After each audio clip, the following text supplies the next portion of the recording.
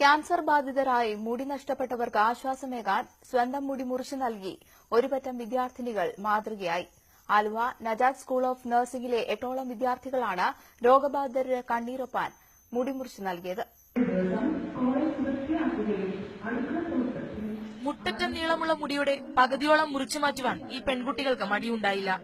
Cancer ചികിത്സ മൂലം മുടി നഷ്ടപ്പെട്ടവരുടെ വേദനയ്ക്ക് മുൻപിൽ സൗന്ദര്യം ഒന്നുമല്ലെന്ന തിരിച്ചറിവാണ് ഇവരെ സ്വന്തം മുടി മുറിച്ചു നൽകാൻ പ്രേരിപ്പിച്ചത്. ഇത്രയേറെ മുടി മുറിച്ചു മാറ്റുന്നത് ഇവർ ഇതാദ്യമാണ്.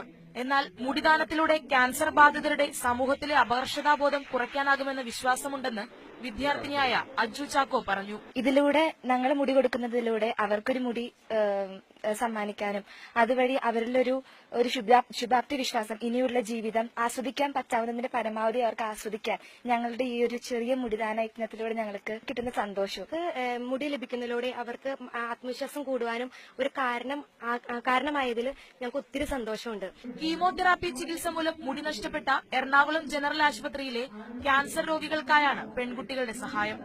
ഇവരുടെ സന്നദ്ധതയിൽ പങ്കാളിയായി കോളേജ് പ്രിൻസിപ്പൽ നിർമ്മൽ ജോസും അധ്യാപിക ഋഷി ജോസഫും മുടി മുറിച്ചു നൽകി.